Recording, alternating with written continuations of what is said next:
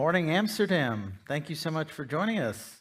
This is really special, Brad and David, because I think in the 10 or some odd years you've been working together, you've never shared a stage.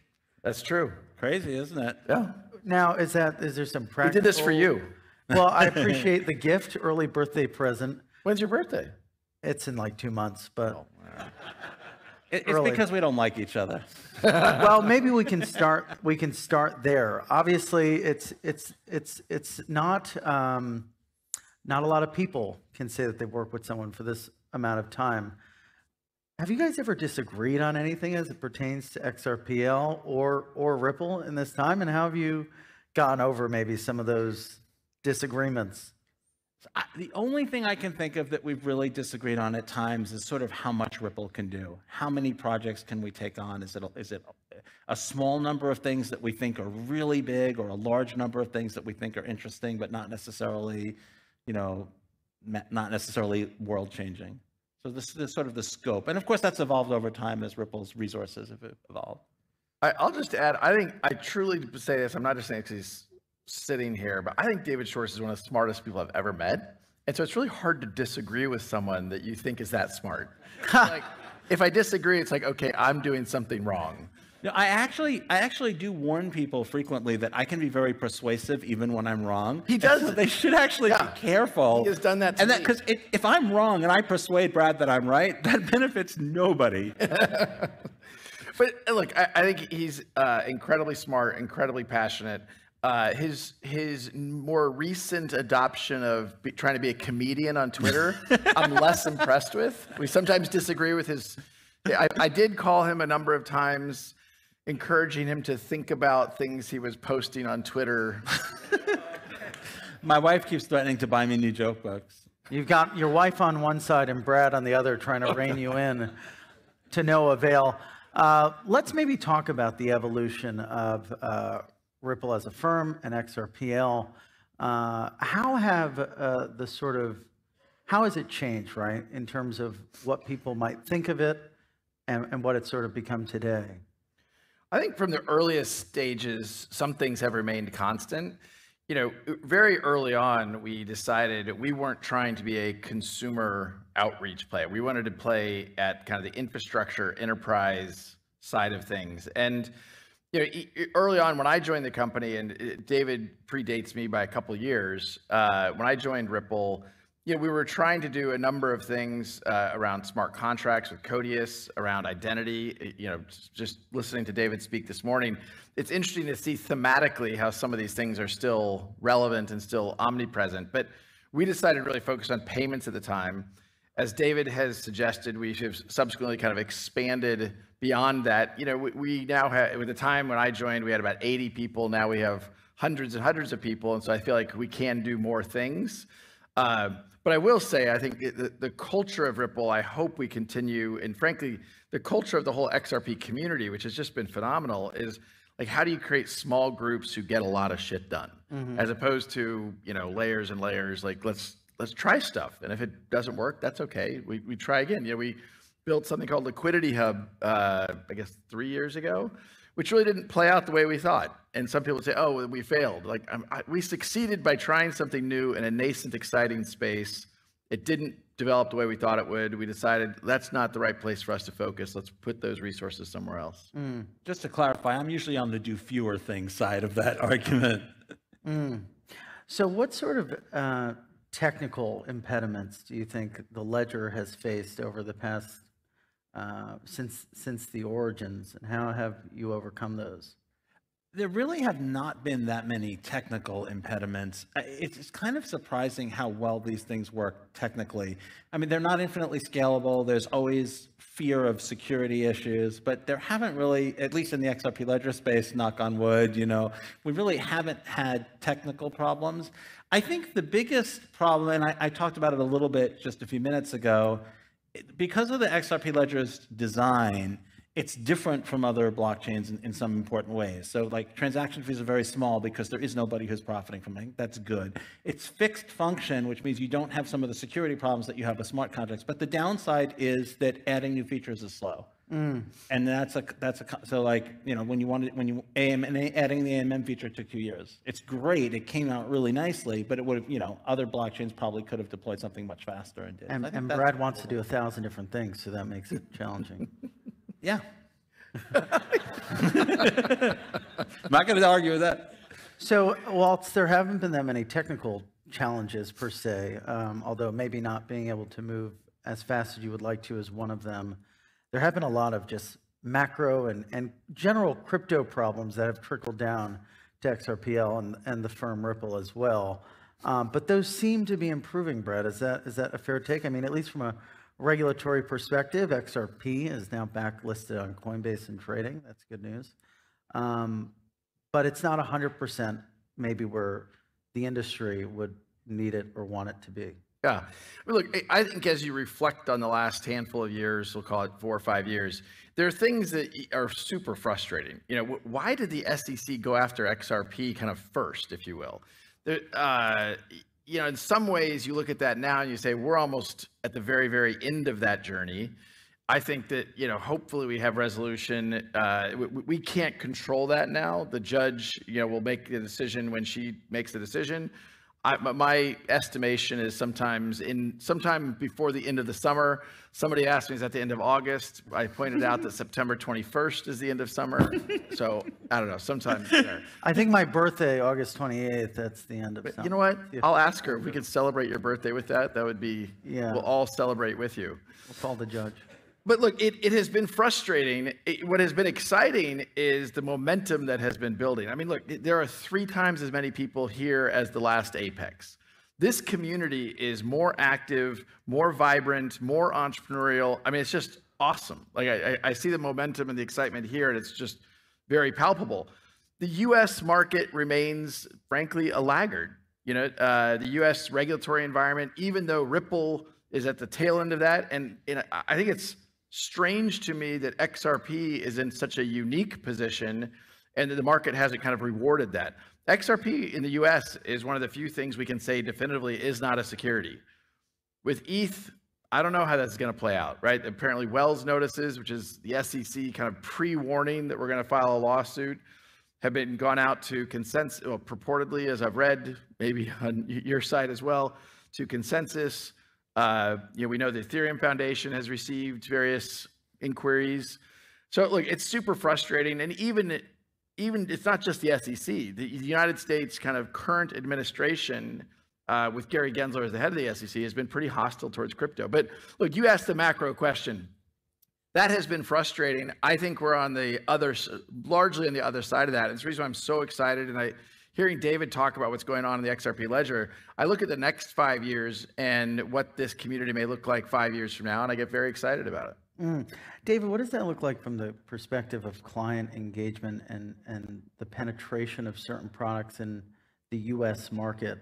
Has sort of the shift that Brad described, has that translated into more business effectively? Not too much in the U.S. market. You know, globally, we get hung up on the U.S. market.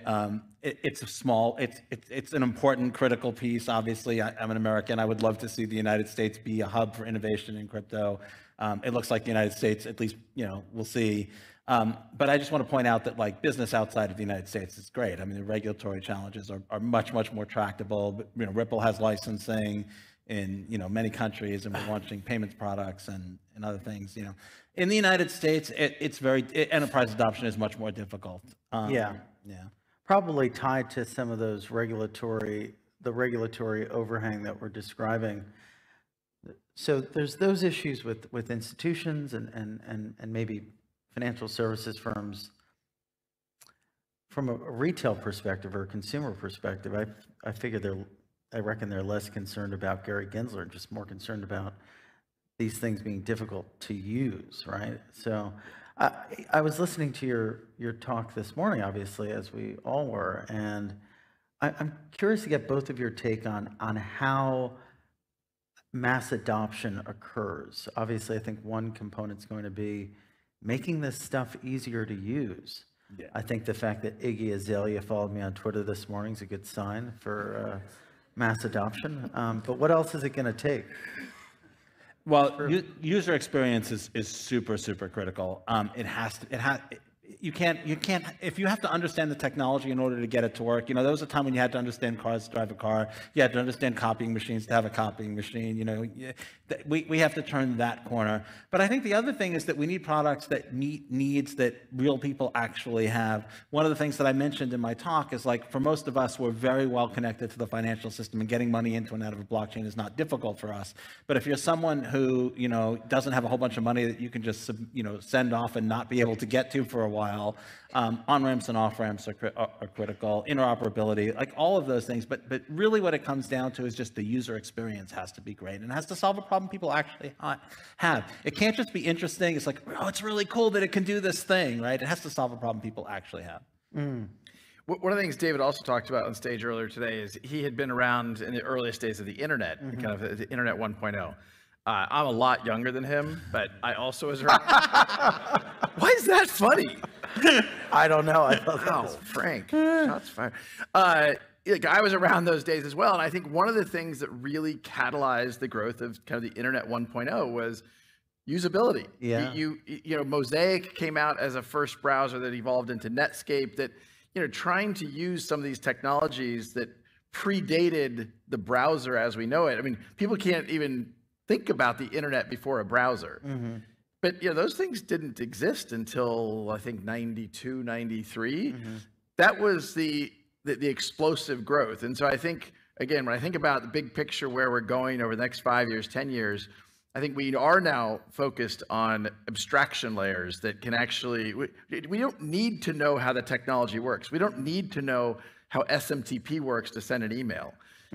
Why do we need to know how to do things with core layer 1 technologies in order to take advantage of them? Or bridging and the like. Things are getting better, though. I mean, for sure. I think a lot of folks outside the industry or a skeptical person might think that the whole, baseball analogy, first inning, or maybe we're still in the dugout tying our shoes. Well, I think because we're in Amsterdam, we can't use baseball. Yeah, whatever sport they play here.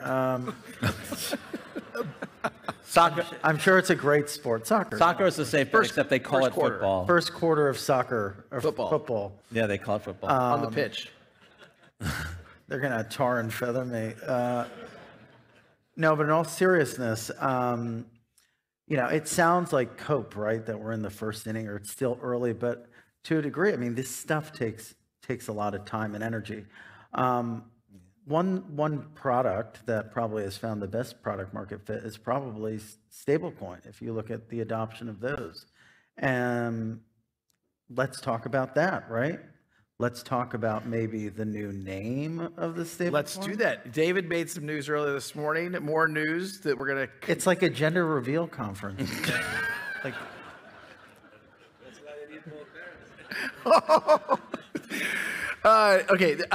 The name of the Ripple stablecoin will be RLUSD. I like to call it Real USD, Ripple USD. We're very excited about this. I also will emphasize, as I've emphasized many times, we think this is very much complementary, additive to what the overall XRP ecosystem is doing. Anything we do in mind of how do we make sure XRP is as successful as possible for everyone here. Having, as David talked about stablecoins this morning, having liquidity on chain, having the bridging, and frankly, better on-ramps and off-ramps, that's good for everybody. In no way does that take away from our commitment and our desire to see the XRP ecosystem continue to grow. How did it become XRPL and stablecoins versus, it seems like, at least if you rewind the clock a few years ago, XRPL would have been an alternative to stablecoins, or sort of a reason for stablecoins maybe not even to exist. How did that shift happen? Well, I think one key thing to look at is just the way the DeFi universe sort of evolved, that you have stablecoins as a key enabler for DeFi. One of the things is that they're stable, and there's some cases where volatile assets are very useful, and there's other cases where volatile assets are not that useful. Like if you're trying to do things like volatility harvesting, you need volatility to harvest. But stable coins, like for pricing things and for for holding things, for like dry powder and trading when you don't want to be in the market, you really do need both. If you're going to have an AMM, there has to be at least two assets, right, that people are trading. If you're going to have liquidity, it has to be liquidity between two assets. So you have to have multiple types of asset and multiple asset classes. When you work for Brad, you learn these things called Bradisms. There's things that Brad says all the time. Let's change the subject back to the stock. We're not going there. By the way, my wife has been learning Bradisms to use back at me, and so like I'll be having a conversation with her, and she'll say to me, "I feel like you're trying to manage me," and I'm like, "Oh no," because if you ever hear that from Brad, you are screwed. You rethink all the choices that led you to that position. No, he is, but one of the Bradisms, as he was saying, is or. The power of or versus the tyranny of and. Sometimes things are not alternatives. You can have both of them, and there have to be options. People are going to have different use cases and different demands and needs. And the XRP has a privileged place on the XRP ledger through pathfinding. Always looks for XRP liquidity first. The auto bridging causes trades to automatically look at XRP liquidity where they don't automatically look at any other liquidity. So XRP is always going to have a privileged place as a bridge asset on the XRP ledger, and stablecoin ecosystem is not going to change that. It's just going to enable more use cases. So how would you describe those use cases to a potential big ticket client? How would you say, Brad, here's the value proposition of XRP and XYZ use case. Here's the value proposition. I don't think about it that way. I don't. It goes back to what I was saying earlier. That customers don't care which technology you're using. That you want them. They want their problem solved. One of Ripple's core kind of go-to-market products has been around payments. You don't go and say, well, hey, this is how we're going to do these things and get into the weeds necessarily. You approach them and say, okay, let's talk about corridors that are priorities. Let's talk about how you're managing liquidity today and how you're pre-funding, and how we can reduce those costs, how we can improve the speed at which that's happening. More often than not, the fact that it's happening through a stable coin. I mean, today, as I think you and I have talked about before, Ripple uses stable coins in our payment flows today. We've used USDT, we've used USDC. Actually, I may not even know. We may have used other things that we don't necessarily go to the customer and say, here's exactly how this is happening. So I think about it really as part of that abstraction we're talking about for mass adoption. I mean, this is on the enterprise side, but they want a problem solved. And one of the things I certainly talk a lot about in the crypto macro ecosystem is we got to focus on utility. We got to focus on problems. If we're just focusing on kind of hype cycles or speculation, that's not sustainable over the long haul. And I think certainly what Ripple's trying to do is to treat it that way, as be clear about who our customer is, be clear about what problem we're solving for them. So what is the big problem that customers are facing? Well, I think in the payment space, pre-funding and funds not being available when they need them, holidays, banking hours, those types of problems in the conventional financial space, liquidity being fractured, you use a payment company and you're stuck with whatever liquidity they have access to. One of the earliest visions that I had for the XRP ledger was public pools of liquidity that anyone could contribute to and draw off of. I think in other interesting spaces like real-world asset tokenization, there are all the obstacles of reaching customers, and there's all the obstacles of like the administrative overhead. If you're talking about things like fractional ownership, just like the overhead of doing these things in the conventional financial space is just very, very painful. And it's promising that they can launch things like tokenized real-world assets, on-chain markets that streamline all of the pain points that they have, but also that enable access to a much broader base of customers. So like lending, a good example is who can provide the capital for lending. You can be very good at lending, but become capital constrained. Whereas if you could raise capital on a blockchain, then you sort of decouple the lending from the capital provision. It's actually pretty exciting what's happening with tokenization. It used to be kind of a trite thing to say or talk about a few years ago when they were just tokenizing like college dorms in South Carolina, if you remember. Harbor, I think it was called. But we've come a long way, right? I mean, in your presentation, you really delineated how the growth of the RWA segment is unfolding. And I think that the market has grown since you've come back on stage. Is that an opportunity for Ripple? Are you guys going to be tokenizing money market funds and the like? Is that an opportunity that maybe is missed? Well, it's an opportunity for the XRPL, for sure. I mean, Ripple's view is kind of, look, there's a lot of, David talked about this at the end, there's a lot of exciting things represented by the amazing entrepreneurs in this audience. You know, we're not going to play in every space. We may partner, help catalyze. I mean, one of the things you and I have talked about before is seeing more people eat dog food. And, you know, look, we have a big balance sheet. We invest some of that balance sheet. Why aren't we investing in tokenized various types of assets? And in fact, one of the things that maybe we'll talk more about tomorrow, because it's Apex, we announce things as we go, is along those lines. But I think the big thing that's changed around tokenization is, again, one reason to be very optimistic about where we are in the evolution of crypto. The largest financial managers, asset managers on the planet are talking about, you know, whether it's BlackRock, I mean, certainly Blackstone, Franklin Templeton, Fidelity. I mean, these are, you know, some of the largest asset managers on the planet are actively working on talking about. Larry Fink is, you know, he thinks this is underhyped. This is going to fundamentally change how finance works, and it's going to democratize and give more people access, which is, it really has been the promise of crypto from the earliest days. So it's exciting to see kind of it come to fruition. Do you think, David, there's anything specific about XRPL that is sort of purpose-built for this use case, for what they're calling tokenizers?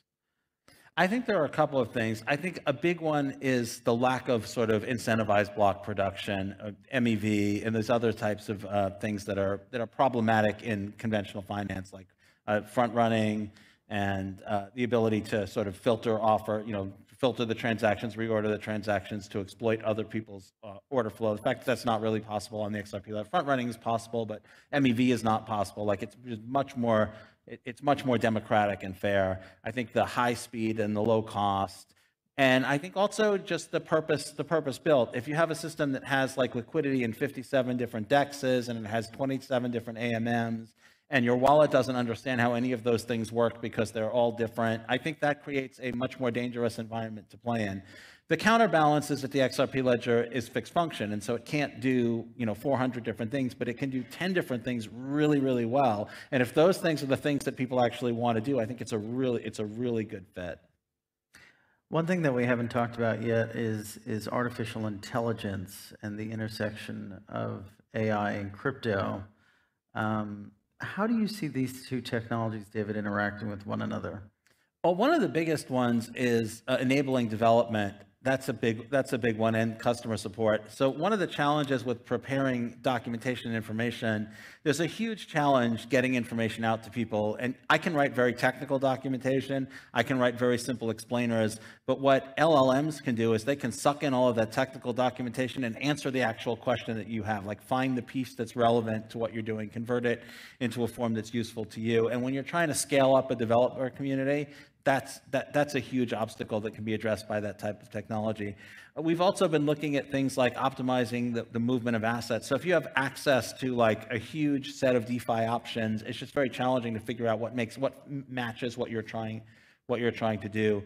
There's a lot of other more interesting and exotic use cases, but I think they're pretty speculative at this point. I think it's hard to say where the useful connections are going to be. But I think fraud detection is, I think, also something pretty clear, like pattern analysis. You can do that without artificial intelligence, but the amount of human effort required to keep it current and adjust to new forms of fraud is just very difficult. Artificial intelligence, labeling technologies, they can take things that we've identified to be fraudulent and then find other things that match. Software development can be tremendously accelerated.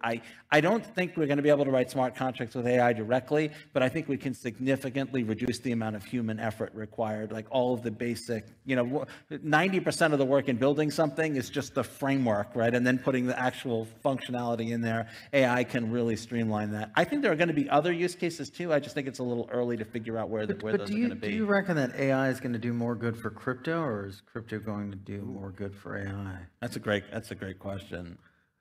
I am here. The tyranny of the or versus the power of the and. Again, I think they'll both be good for each other. I think one of the things that, back in 20 years ago, as the internet was earliest days, it was so hard to predict how these technologies were going to evolve and how use cases would evolve to deliver better experiences. In the AI world, one of the things I think it's hard to predict is you probably will have a future where some AI agents become economic actors. And if they become economic actors, they probably need to have some different type of payment infrastructure than how the world works today, because they're probably, you could imagine an AI agent that is facilitating micropayments that you simply can't do over traditional rails, which I think is where AI actually helps crypto in various ways. You talked about use cases and mass adoption. Maybe mass adoption and the number of wallets on a blockchain will explode because you're going to have hundreds of thousands or millions of AI agents that become economic actors doing, I don't know what. Sibling, maybe. Say again? Sibling. I don't think ChatGPT is going to walk into a bank and open up a bank account, right? It's going to have to be something that comes from our space. So AI agents in the future will all have, they could have multiple different wallets. Sure. That could be interesting. And therefore become, so one of the things David talked about, interoperability, bridging. These are things that are going to matter. Well, they matter today. They're only going to become more important. But I do think about why is XRP and the XRP ledger well positioned in the speed, the cost, the scalability. Those things really are only going to matter more in the future. It's interesting, right? Interoperability is something that you've talked about a lot, David, and it's so important to the space to overcome, right? Because even if you think about the number of hacks, the most recent downturn that we still saw hacks increase whilst price decrease. And a lot of that has to do with these honeypots, which are the sort of vectors between the chains, as it were. How much room do we have for improvement? God, so much. That bridge, I call it the bridging problem.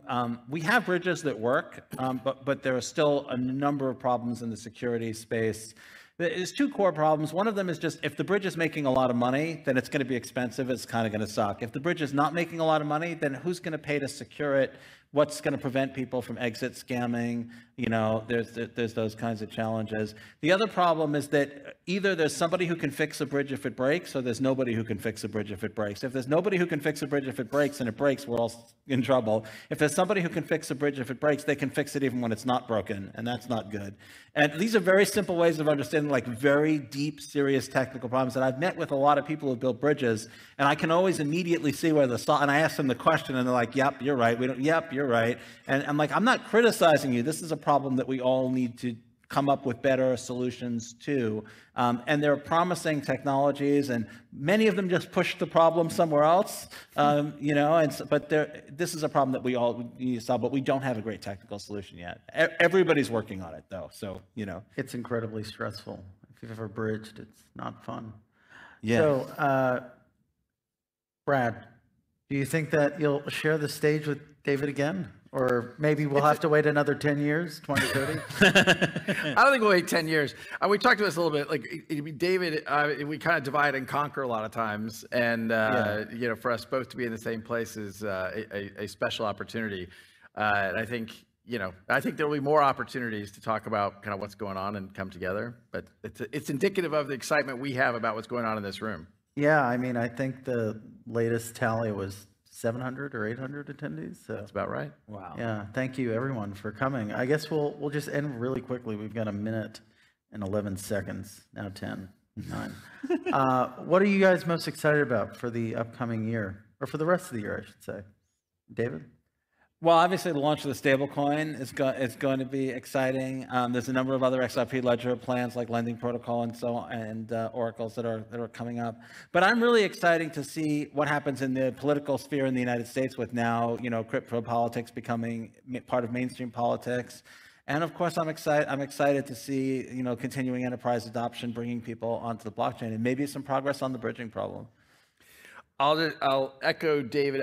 The fact that crypto has become part of the American political system conversation is a massive evolution, and it's really just happened in a few weeks. I mean, it's changed very, very quickly, and I think that has very positive long-term, that's very, very good. The thing that I'm most excited about this year, and really I'm going to give the year, not just calendar year, but we talked earlier about simplicity, we talked about usability, the abstraction layers that I see people building so that these technologies are more usable and more approachable, I think are critical to the industry, critical to the XRPL. And I'm very excited about what I see happening there. Fantastic. Well, thank you guys so much for taking the time. This was a lot of fun. Thanks Frank. Yeah, and happy birthday. Thank you.